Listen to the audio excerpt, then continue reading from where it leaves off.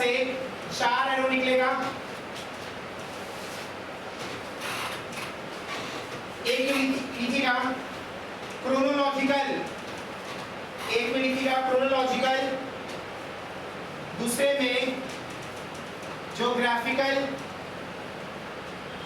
एक आएगा आपका क्वांटिटेटिव और एक आएगा आपका क्वालिटेटिव।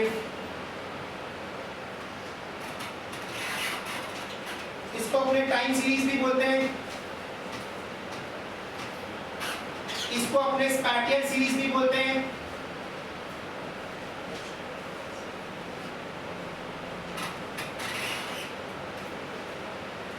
तो देखो 1984 में ऐसा था, 1985 में ऐसा था, 1986 में ऐसा था, उसको अपने क्या बोलेंगे? क्रोनोलॉजिकल बोलेंगे।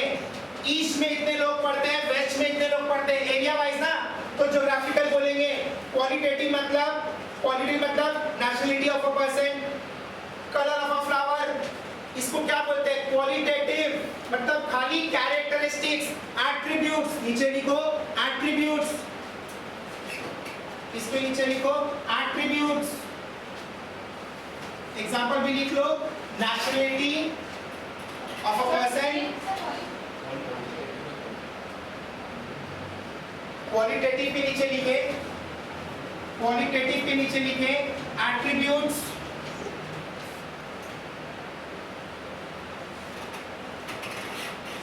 Gender of a person, nationality of a person, colour of a flower, इन सबको अपने क्या बोलते हैं? क्वालिटेटिव बोलते हैं। एंड इन्हीं को जब नंबर असाइन कर दिया जाता है, ये क्या बन जाता है? क्वांटिटेटिव। तो क्वांटिटेटिव के नीचे लिखे height of a person, weight of a person, height of a person, weight of a person, age etcetera. अब क्लासिफिकेशन करने से कुछ नहीं होता, कलेक्शन करने से कुछ नहीं होता, इसको प्रेजेंट भी करना पड़ता है। तो next heading they presentation of data, next heading they presentation of data, next heading they presentation of data. एक होता है आपका टेक्सचुअल, एक होता है टैबुलर, एक होता है डायग्रामेटिक।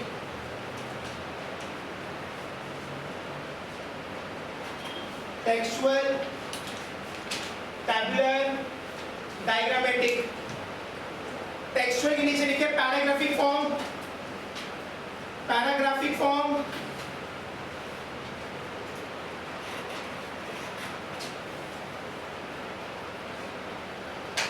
मोनोटोनस, बहुत बोरिंग है, लिखते रहो लिखते रहो लिखते रहो, इन दिस इज दिस, बहुत मोनोटोनस है। डायग्रामेटिक के नीचे लिखो मोस्ट अट्रैक्टिव, सुनने से क्या होगा? देखो तो अच्छा लगेगा। Most attractive. एंड टैबुलर के नीचे लिखेंगे एक्यूरेट एंड बेस्ट। सबसे नीचे वाला भी अच्छा नहीं होता, सबसे ऊपर वाला भी अच्छा नहीं होता, हमेशा बीच वाला बहुत अच्छा होता है। ज्यादा खुशी भी अच्छा नहीं है, ज्यादा गम भी अच्छा नहीं है, ठीक है? लिख लो इसके नीचे arrangement of data, arrangement of data in table, underline the word table, with rows and columns, with rows and columns, with rows and columns.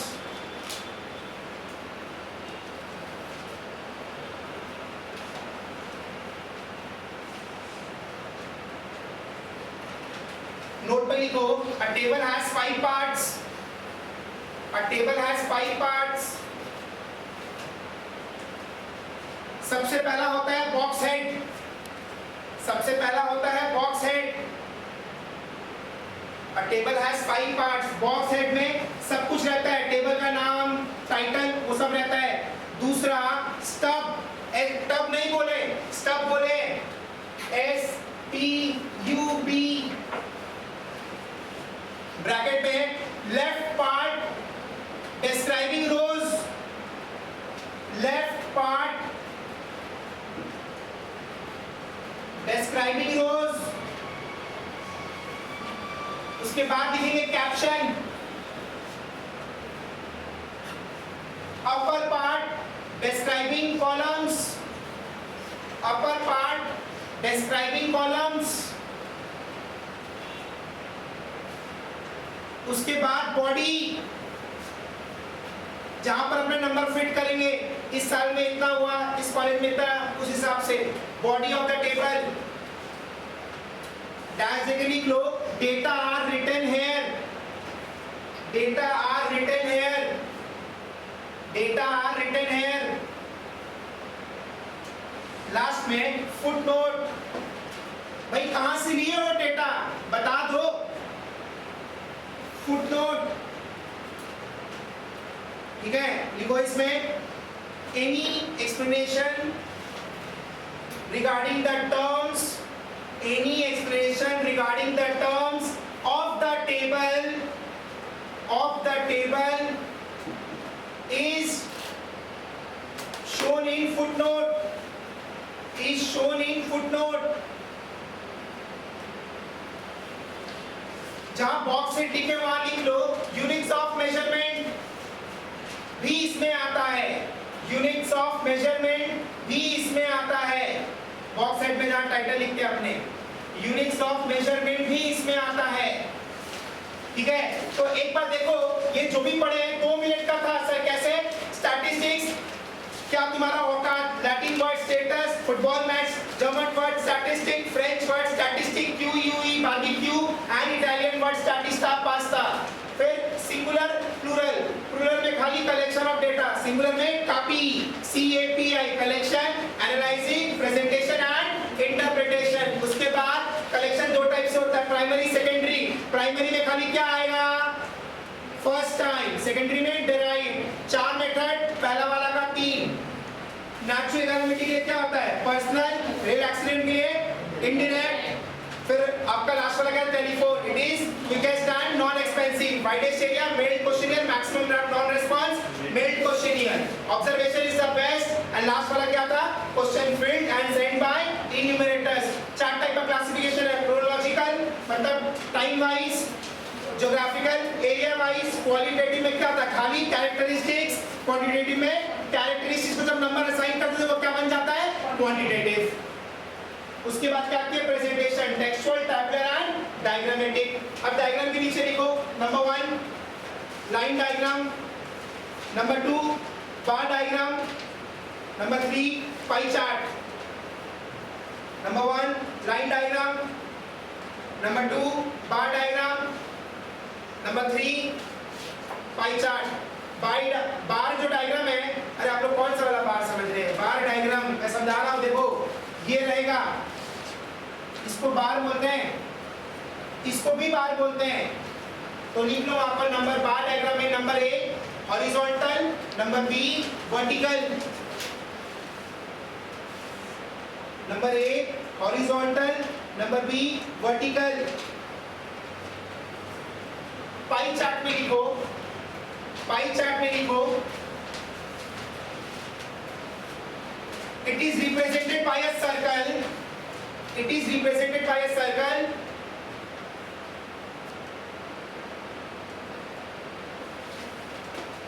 ठीक है, and we divide the circle, we divide the circle in the proportionate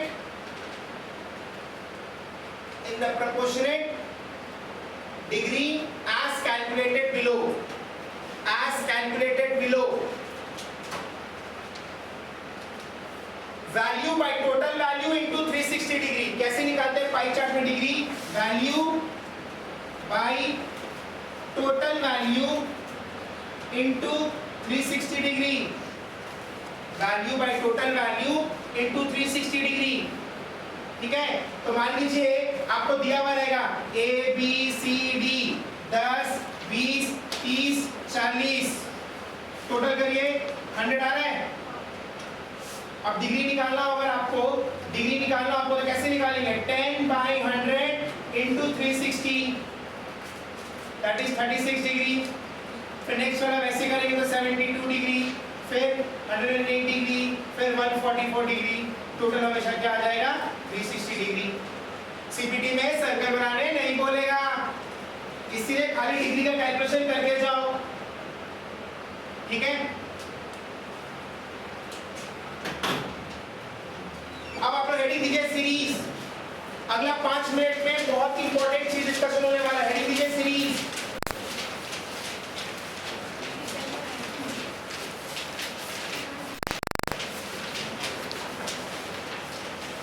stats में series 3 type का होता है।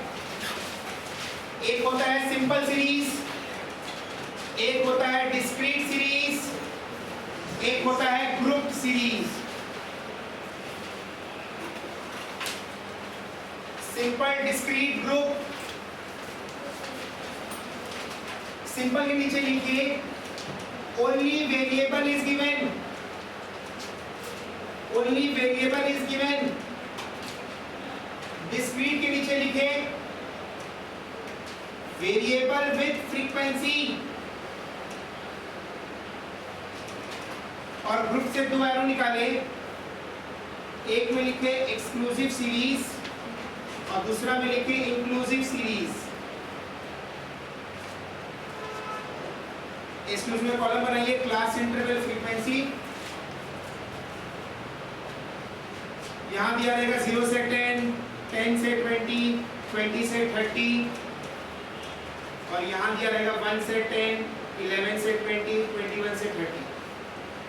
तो देख के समझ में आ रहा है सर, सिंपल सुनते ही हमको तो माधुरी दीक्षित का गाना याद आता है, 1 2 3 4 5 6 7 8 9, मतलब खाली नंबर दिए रहेंगे ऐसे 6 8 9 11 13 15, इस हिसाब से इसको सिंपल सीरीज बोलते हैं। डिस्क्रीट में 2 कॉलम दिया रहेगा एक्स और एफ का, मान लीजिए एक्स दिया हुआ 1 2 3 4 5, फ्रीक्वेंसी 4 2 3 1 2। तो हमको क्वेश्चन देख के समझना होगा कि पहला वाला केस है, दूसरा वाला कि तीसरा वाला, क्यों तीनों केस में फॉर्मूला अलग अलग लगेगा। जब आगे जाकर हम फॉर्मूला सीखेंगे तो ये तीनों केस में फॉर्मूला अलग अलग लगेगा। ये जो भी केस हमने डिस्कस किया है, this is univariate data. Note में लिख लो, all the above series are univariate, univariate, univariate, that is single data, single variable, that is single variable। अब आइए गौर करिए, एक्सक्लूसिव सीरीज में लिखिए, इसमें लिखिए अपर limit of the class interval, इसको हम क्लास इंटरवल कहते हैं 0 से 10। ये जो लेफ्ट हैंड साइड में है इसको बोलते हैं लोअर, जो राइट हैंड साइड में है इसको बोलते हैं upper. Upper limit of the class interval is excluded. याद है बचपन में जब हम बड़े गेम खेल रहे होते थे, ठीक है, हमारे बड़े जब गेम खेल रहे होते थे और हम कहते थे हमें भी गेम में खिलाओ, तो जो भी हमारे से हमसे बड़े होते थे बोलते थे हाँ ले ले दूध बात। दूध बात का मतलब है he is in the game but he is not included as a main member of the game। तो यहाँ पर 0 से 10, 10 से 20, 20 से 30 में अपर लिमिट दिख तो रहा है, लेकिन ये जो 10 वैल्यू है this is actually included in the next class interval. तो जब हम लोग टैली फ्रीक्वेंसी बनाएंगे, टैली मास बनाएंगे, जब 10 आ गया तो 10 will be taken in the next class interval, इसको पहले वाले में नहीं लेंगे। तो लिख लो upper limit will be taken into consideration in the next class interval. Upper limit will be taken into consideration in the next class interval।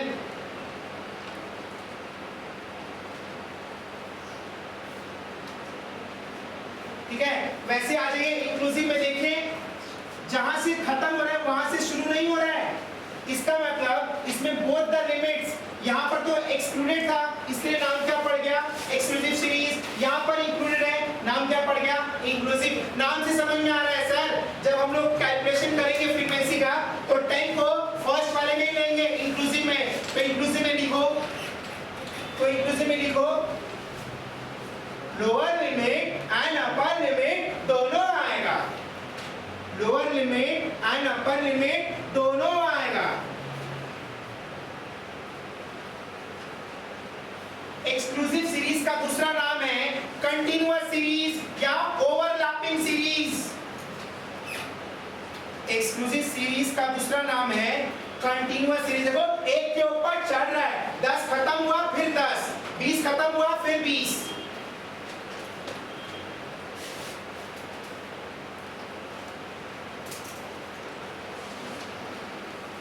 तो लिख लिया आप लोग एक्सक्लूसिव का मतलब क्या होता है। इंक्लूसिव में लिख लीजिए नॉन ओवरलैपिंग या डिसकंटिन्यूअस सीरीज, नॉन ओवरलैपिंग या फिर डिसकंटिन्यूअस सीरीज, नॉन ओवरलैपिंग या फिर डिसकंटिन्यूअस सीरीज,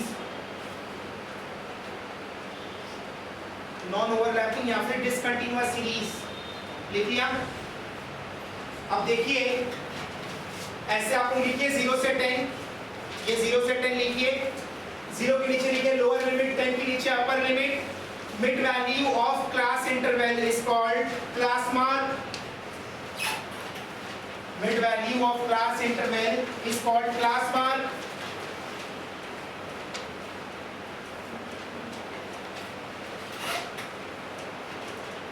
ये हो गया आपका लोअर लिमिट, ये हो गया आपका upper limit and mid value को हम लोग क्लास मार्क बोलते हैं। इसी को हम लोग स्मॉल x से डिनोट करेंगे, इसी को हम लोग स्मॉल x से डिनोट करेंगे। क्यों, हमको तो पता ही नहीं है कि 0 से 10 में 1 में कितना आ रहा है फ्रीक्वेंसी, 2 में कितना आ रहा है। तो हम लोग क्या assumption लेते हैं, we take an assumption that the frequency is at the point 5, that is mid value of the class interval। ठीक है, हम लोग ये assumption लेते हैं कि जो भी मेरा फ्रीक्वेंसी का कैलकुलेशन हुआ है that is at the mid value। Next question बनाओ इसी में, how to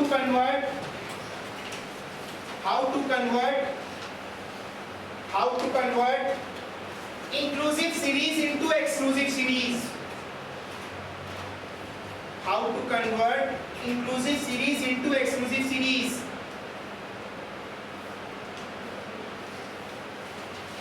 Step 1, find out the difference, find out the difference between the upper limit of first class interval and lower limit of the succeeding class interval। Find out the difference between the upper limit of the first class interval and lower limit of the succeeding class interval। Step 2, find out adjustment factor, find out the adjustment factor, that is d by 2, that is d by 2, find out the adjustment factor, that is d by 2। Step 3, deduct the adjustment factor from all the left lower limit, from all the lower limit and add it with upper limit, and add it with upper limit।